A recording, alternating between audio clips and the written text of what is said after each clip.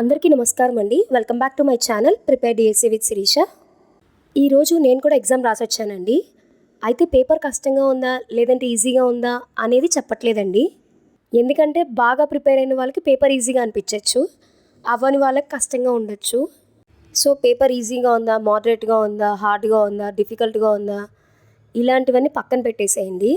ఎందుకంటే నేను ఈజీ అని చెప్తే రిలాక్స్డ్గా ఉంటారు, కష్టం అని చెప్తే టెన్షన్ పడతారు. సో ఇలాంటి టైంలో మనం ఆలోచించాల్సింది జస్ట్ ఎంత ప్రిపేర్ అవ్వాలి, ఏం ప్రిపేర్ అవ్వాలి అని మాత్రమే చూసుకోవాలండి.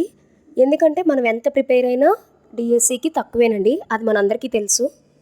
ఈ వీడియోలో నేను మీరు చూడాల్సిన టాపిక్స్ పెడతానండి. అంటే ఏ టాపిక్స్ కవర్ చేయొచ్చు అనేది.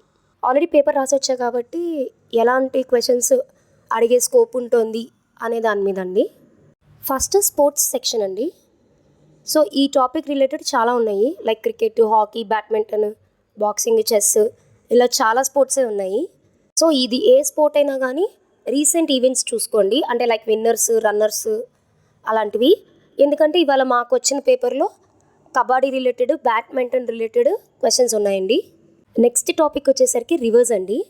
So major reverse like Ganga, Yamuna, Brahmaputra, Godavari, Krishna, Narmada, ఇలాంటి రివర్స్ గురించి ఒక అవగాహన ఉండాలండి.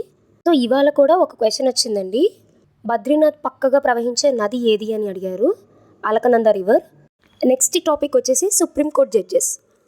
అంటే ఇవాళ బిట్ మాత్రం justice Sanjiv Khanna related tenure period అడిగారండి. అంటే ఎప్పటి నుండి ఎప్పటి వరకు చేశారు అని.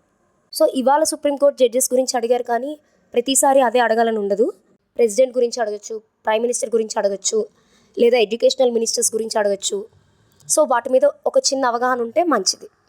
నెక్స్ట్ సెక్షన్ వచ్చేసరికి మిజైల్స్ అండి. మన ఇండియన్ మిజైల్స్ ఏవైతే ఉన్నాయో వాటి మీద ఒక ఐడియా ఉండాలి. ఈ మిజైల్స్ అనేవి ఎలా అయినా లాంచ్ చేయొచ్చండి. లైక్ గాల్లో ఉండొచ్చు, లేదా నేల మీద ఉండొచ్చు, లేదా వాటర్, లేదా అండర్ వాటర్, ఇలా ఏవైనా కానివ్వండి. మన ఇండియన్ మిజైల్స్ గురించి ఒక అవగాహన ఉండాలి. At the same time countries నుండి మన ఇండియాకు వచ్చిన మిజైల్స్ మీద కూడా ఒక అవగాహన ఉండాలి. ఇవాళ అడిగిన క్వశ్చన్ ఏంటంటే S-400 ప్యాన్సర్ S-1 ఈ మిజైల్స్ ఏ దేశం నుండి వచ్చాయి అన్నట్టు. సో రష్యా అండి. మళ్ళీ మిజైల్స్ గురించి అడగాలని ఏం లేదండి. ఒకవేళ శాటిలైట్స్ గురించి అడగచ్చేమో, ఒక్కసారి దాని మీద బేసిక్ ఇన్ఫర్మేషన్ తెలుసుకుని ఉండడం బెటర్.